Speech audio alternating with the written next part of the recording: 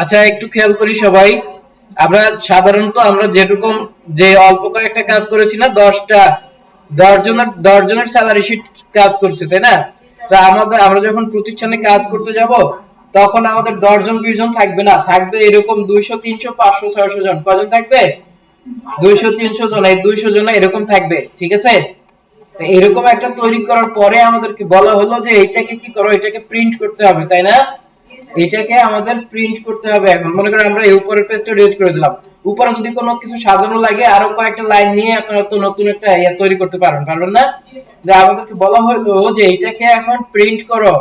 এটাকে প্রিন্ট করার জন্য আমরা কি করব, সরাসরি বাংলা পাবলিকের মতো কিবোর্ড থেকে কন্ট্রোল পি দিয়ে দেব, তাই না? কিবোর্ড থেকে যখন আপনি কন্ট্রোল পি ক্লিক করবেন, দেখেন এখানে কি হয়েছে, ট্যাক্স পর্যন্ত এসেছে একটা পেজের মধ্যে। কোন পর্যন্ত? ট্যাক্স পর্যন্ত এসেছে। পরের পেজে গিয়ে দেখেন কি ঘটনা ঘটেছে, দেখছেন? এই যে এগুলো কি হয়েছে, পরিবর্তন হয়ে নষ্ট হয়ে গেছে না? এখন আমাদের এই জায়গাটাতে কি করণীয়? এই জায়গাটাতে আমাদের যেটা করণীয় খেয়াল করেন, এইটাই আমরা একটু দেখব। আমরা কিবোর্ড থেকে এটা সেভ করে নিলাম আগে কন্ট্রোল এস দিয়ে। খেয়াল করি, এখান থেকে প্রথমে আমরা চলে যাব। আচ্ছা ধরেন এই লাইনগুলোতে একটু বোল্ড করা দরকার, তাই না? বোল্ড করলে সুন্দর দেখাবে। এই যে বোল্ড করে নিলাম প্রথম লাইনটা, কলামের হেডিং, এটা হচ্ছে কলামের টাইটেল। কি এটা? কলামের টাইটেল। এই কলামের টাইটেলটা এইভাবে করার পরে, আচ্ছা এখন যদি আমরা এই যে ফাইল অপশনে গিয়ে এখান থেকে এক্সপোর্টের অপশনটা দেখাই নাই, এক্সপোর্টে ক্লিক করে এখানে দেখেন ক্রিয়েট পিডিএফ আছে না?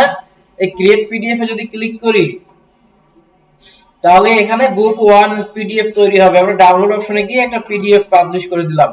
তাহলে দেখেন এটা কিরকম পিডিএফ তৈরি হয়। পিডিএফ তৈরি হচ্ছে কিন্তু ওকে করে দিলাম। প্রিন্ট করতে গিয়ে যেরকম তৈরি হয়েছে, এখানে ঠিক সেরকম একটা প্রবলেমেটিক একটা ফাইল তৈরি হবে, ঠিক আছে? এই যে ওপেন হচ্ছে, একটু অপেক্ষা করুন, আমরা দেখি।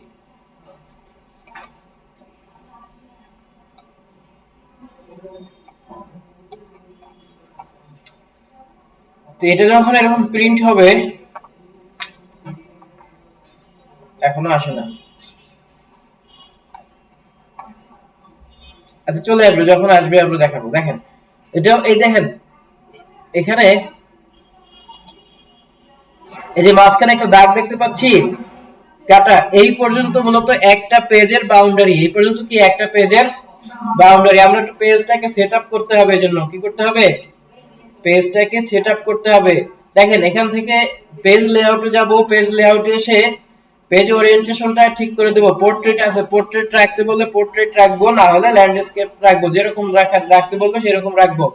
মার্জিনে আসি, মার্জিন অপশনে যখন আসবো, খেয়াল করেন মার্জিন আমাদের যতটুকু দিতে বলা হবে ততটুকু দেব। আমরা এখান থেকে ন্যারো মার্জিনটা সিলেক্ট করে দিলাম আপাতত। কি করলাম? ন্যারো মার্জিন মানে হইলো কি, এটার চারপাশে আপনার টপ থাকবে 0.75 ইঞ্চি, 0.75 ইঞ্চি। রাইট লেফট রাইটে থাকবে 0.25, বটমে থাকবে 0.3, ঠিক আছে? এভাবে রেখে এটা দিলাম। এরপরে আছে পেজের সাইজ। পেজের সাইজ লেটার আকারে আছে না, আমরা এটাকে নিচের দিকে এসে A4 করে দেব। দেখেন A4 করে দেওয়া হলো, ঠিক আছে? তবুও এখানে কিন্তু এই যে ড্যাশ ড্যাশ চিহ্নটা, এই ড্যাশ চিহ্নটা প্রভিডেন্ট ফান্ড পর্যন্ত আসছে না, আগে ছিল ট্যাক্স পর্যন্ত, এখন প্রভিডেন্ট ফান্ড পর্যন্ত এসেছে নাকি? এখন আমরা এখানে উপরের মেনু থেকে ভিউ অপশনে যাব। কোথায় যাব? এখান থেকে ভিউ অপশনে যাব। ভিউ অপশনে গেলে খেয়াল করেন এখানে ভিউ অপশনে গিয়ে পেজ ব্রেক প্রিভিউ নামে একটা অপশন পাবো। কি পাবো এখানে? Page break preview. এই পেজ ব্রেক প্রিভিউ অপশনে যখন যাব, তখন দেখেন এখানে কি কি লেখা এসেছে।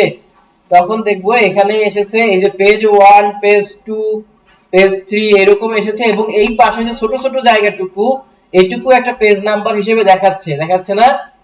আমরা এই জায়গা থেকে দেখেন এগুলো হ্যাশ হ্যাশ আসছে না, কতগুলো হ্যাশ চিহ্ন। এইগুলো আগে ঠিক করে দেই। এগুলোর মধ্যে ডাবল ক্লিক করে দিলে এগুলো দেখা যাবে। উপরে দেখেন যে আই জে কে এল যেরকম লেখা আছে না কলামের নাম, এগুলোতে ডাবল ক্লিক করে দিলে এগুলো শো করবে। শো করার পরে দেখেন এখন এই যে চিহ্নটা পেজ, এই চিহ্নটা এক পেজের যে চিহ্ন, এটা কি এই পর্যন্ত আমার এক পেজে প্রিন্ট হবে। এখন আমরা মাউস থেকে এই চিহ্নটা, এখানে একটা অ্যারো চিহ্ন আসছে না দুই দিকে, এটাকে মাউস থেকে ক্লিক করে ধরে রাখবো। ধরে রেখে এরকম ডান দিকে টান দিয়ে দেবো। ডান্ডি টান দিয়ে এই পর্যন্ত নিয়ে আসবো, তখন দেখেন এখন এই টোটালটা এক পেজে আসছে। কি হয়েছে এখন? টোটালটা এক পেজে চলে এসেছে। ঠিক আছে, বুঝে গেল? এরপরে আরেকটা কাজ আছে, দেখেন এর উপরে serial name designation basic salary এই অপশনগুলো আসছে না? এই serial name designation basic salary এইটা চাচ্ছি আমরা প্রত্যেক পেজে চলে আসবে। যে কি একটা পেজে কমপ্লিট হবে? হবে না, প্রত্যেক পেজের উপরে আমরা এই হেডিংটা চাচ্ছি। এজন্য কি করব খেয়াল করেন, আমরা এখান থেকে এই যে ভিউ অপশনে থাকা অবস্থায় এখান থেকে পেজ লেআউটে চলে যাব। দেখেন পেজ লেআউটে গিয়ে এখানে আছে প্রিন্ট টাইটেল। কি আছে এখানে? Print title. এই প্রিন্ট টাইটেলে চলে যাব। প্রিন্ট টাইটেলে যাওয়ার পরে দেখেন এখানে প্রথমে আছে প্রিন্ট এরিয়া। কি আছে এখানে? Print area. এই প্রিন্ট এরিয়ার পরে দেখেন নিচের দিকে লেখা আছে রোজ to repeat top, rose to repeat at top লেখা আছে না? এটাতে মাউস থেকে ক্লিক করার পরে আমরা এই রোটাকে 2 নাম্বার রো না এটার মধ্যে একটা ক্লিক করে দেব। একটা ক্লিক করে দেওয়ার পরে এখান থেকে ওকে করে দেব। ওকে করে দেওয়ার পরে ভিউ অপশনে আসবো। ভিউ অপশনে এসে নরমালে ক্লিক করব। ভিউ অপশনে এসে নরমালে ক্লিক করে দিলাম।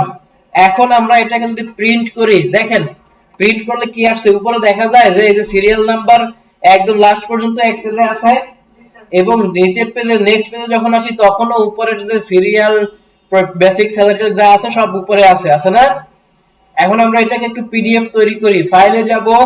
ফাইলে যাওয়ার পরে কি করব, এখান থেকে আমাদের যেহেতু পিডিএফ তৈরিতে সমস্যা হচ্ছে, পিডিএফটা ওইভাবে তৈরি না করে দেখেন অন্যভাবে তৈরি করি। সেভ অ্যাজ এ যাব। কোথায় যাব? এখান থেকে সেভ অ্যাজ এ গিয়ে আমরা একটা ফোল্ডার দেখাই দিলাম ডেস্কটপে। ফোল্ডারটাকে দেখিয়ে দিয়ে এখানে দেখেন বুক 1 লেখা আছে, নিচে লেখা আছে এক্সেল ওয়ার্কশিট। কি লেখা আছে নিচে? এই যে এক্সেল ওয়ার্কবুক। এখানে ক্লিক করে দিয়ে এখানে দেখেন পিডিএফ লেখা আছে, পাওয়া গেছে? এই পিডিএফ এ ক্লিক করে দিয়ে আমরা এখানে বুক 1 লেখা আছে না, এটাকে স্যালারি শীট দিয়ে দিলাম, এস শীট দিয়ে এটাকে সেভ করে দিলাম। খেয়াল করেন এটাকে সেভ করে দেওয়ার পরে এটা এই যে পাবলিশ হলো। পাবলিশ হওয়ার পরে এটা ওপেন হইতে অনেক যাও। দেখছেন এখন কি হয়েছে? এটা প্রত্যেক পেজে এই যে এরকম চলে এসেছে নাকি? একদম আমি একটু যদি বড় করি, দেখেন সিরিয়াল নাম্বার সব টোটালটা চলে এসেছে না এক পেজে? দ্বিতীয় পেজে যদি যাই আবার এই সিরিয়াল নাম্বার না, এই যে হেডলাইনটা উপরে চলে এসেছে নাকি? ঠিক আছে, প্রত্যেক পেজে এসেছে না? এইভাবে করে আমরা এগুলো করতে পারি। আর যদি আমরা চাই যে বক্স আকারে আসবে সব, তাহলে কি করব? কন্ট্রোল এ দিয়ে টোটালটা সিলেক্ট করে হোম অপশন থেকে এখান থেকে বক্স করে দেবো। এই যে অল বর্ডার, বর্ডারে ক্লিক করে অল বর্ডার করে দেবো। তাহলে তারপরে যদি আমরা প্রিন্ট করি সবগুলো বর্ডারের মধ্যে চলে আসবে। আসছে না? ওকে, তো এই কাজটুকু আপনারা একটু করে ফেলেন সবাই। এই কাজটুকু করা যাবে না? কঠিন?